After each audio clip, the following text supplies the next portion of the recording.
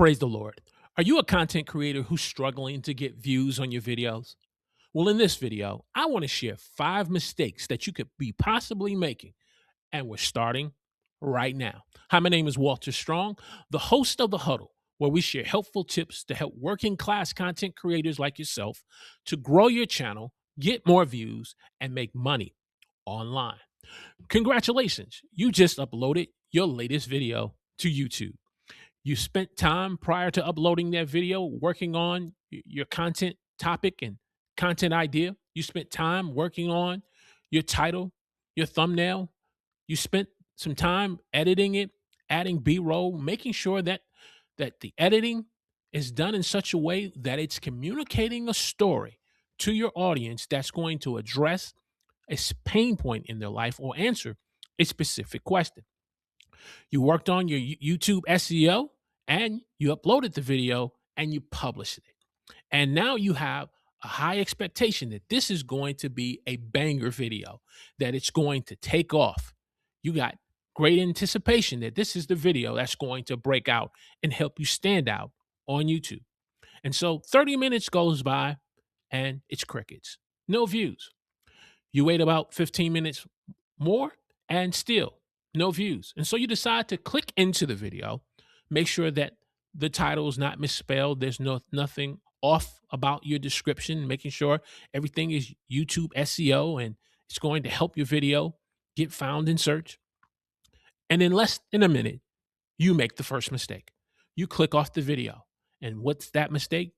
Watching your own video and not watching it in its entirety to the end. It's a 6 to 7 minute video and you clicked off less than a minute. And so what you just told YouTube was that this video is not good enough to be put into in front of an audience. Well, viewers will watch it to the end because you clicked off and you didn't even watch your own video because you had some concerns about maybe there was something wrong with the video, or you just started to panic and get impatient. And as a result, you make this mistake. And this is a mistake that a lot of working class content creators or even full-time content creators make. And so to avoid making this mistake, if you really need to check your video after you've published it, watch the video until it's in. That way you're letting YouTube know that, hey, this is a great video. And this video is going to get in front of the right audience. And so don't make the mistake of hurting your retention and clicking off the video in less than 1 minute. Which brings me to mistake number 2. And that simply is sharing your video with the wrong audience. YouTube is committed to content creators that they're going to get their videos in front of the right audience that's not only going to watch the video, but when the video is coming to an end, they're going to want to watch another video. This is the reason why they encourage content creators to add features like end screens and info cards and put the link of your latest video or playlist in the comment section, and you pin the comment so that a viewer can continue to stay on your channel and don't leave the channel and go to someone else. But if you're sharing your video with the wrong audience, such as family members, friends, or even moms, because she want to see baby boy or her princess succeed on YouTube, when they're not the audience that the video is intended for, the goal that you set this video in place for, they're not the right audience. And so, yeah, they support you on 1 or 2 or 3 videos, but after a while, as YouTube starts to show them more videos as you post more, they stop watching them. And as a result, this hurts the performance of your video and hurts your channel and getting you out in front of more of an audience to be able to people to watch your videos. And so make the concerted effort to share your content in front of the right audience if you're going to share it. Other than that, let YouTube do the work for you. Which brings me to mistake number 3. And that is constantly changing your title and your thumbnail. And when you spend time changing your title and your thumbnail, what you're doing is you're hitting the reset button on the video that the data that YouTube is trying to compile on your video through the title, the thumbnail, through the chapters you put on in the video, and the keywords that you put in the video. When you keep changing the title and the thumbnail, you're hitting the reset button. And as a result, it makes it difficult for YouTube to get you in front of the right audience. And so, if you really feel that it's necessary to have more than one title and thumbnail tested, take advantage of YouTube's A/B A/B testing feature of maybe uploading 3 different thumbnails, uploading 3 different titles, and then let the data come in over time to let you know which thumbnail, which title is really clicking and getting viewers to watch your videos. Is the video being found more in search? Is it being found more on the homepage? Is it being found more in suggested? You take advantage of the A/B testing instead of you going back and changing titles and thumbnails over and over because you let panic set in. You start to get impatient with the process, and you're making the mistake of hurting the performance of the video. Which brings me now to mistake number 4, and I call this the kiss of death.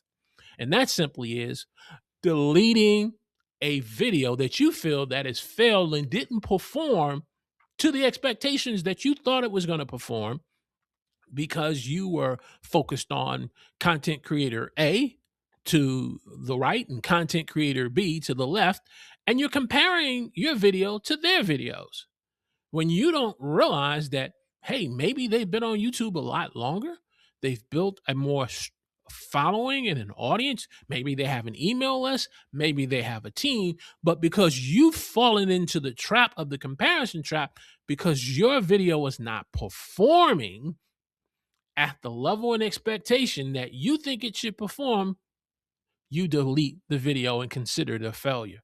And as a result, you're hurting yourself as a content creator. You're discouraging yourself. You're hurting your channel.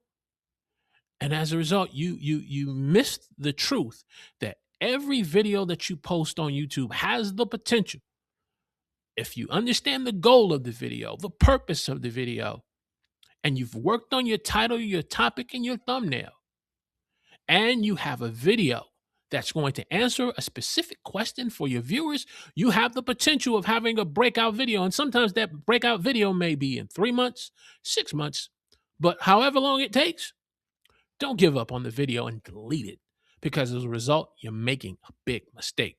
Which brings me to my final mistake that I want to share with you that you need to avoid, and that's obsessing over your analytics.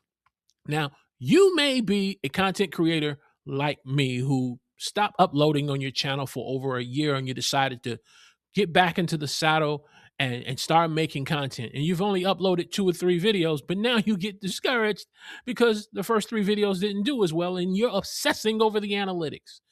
And as a result, YouTube just doesn't have enough data yet. Maybe they're pulling from the old content that you previously posted on it, and it's completely different, but you've pivoted into a new direction. Or you're a new content creator and you have less than 25 videos. YouTube doesn't have enough data. So why are you obsessing over these first 3 videos that got less than 200 views each? And you're stressing yourself out and you're getting discouraged because you are not on pace to get 100,000 subscribers in a year because the first 3 videos didn't do too well out the gate. It's not how you start, it's how you finish. And so don't make the mistake of obsessing over your data and your analytics, because what you're going to do is you're going to hurt your confidence about how you feel about the video you've created, all the time you spent in it, but then you're going to end up hurting your confidence in yourself as a content creator and start questioning and doubting yourself, allowing yourself to end up falling victim to the imposter syndrome. And that's not what you got into YouTube for. Now, if this is a hobby and you're just doing this for fun, hey, take it for what it is. But if you are a working class content creator who wants to make a side hustle and make money online, not just on YouTube, but other ways, stop obsessing over your analytics. And so the question that I have for you today, my fellow creator, is this: which of these 5 mistakes that we've talked about are you making right now? Let me know in the comments section. And if this video has added value to you, do me a favor. Click the like button, which is the thumbs up. Share this on your favorite social media platform. And subscribe to the Huddle, where we help working class content creators like yourself to grow your channel, get more views, and make money online. YouTube is a marathon, not a sprint. So learn to add value to your videos. Learn to add value to your viewers, one video at a time that you post on YouTube. Hey, check out this video that YouTube is going to show you next, or I'll see you in the next video.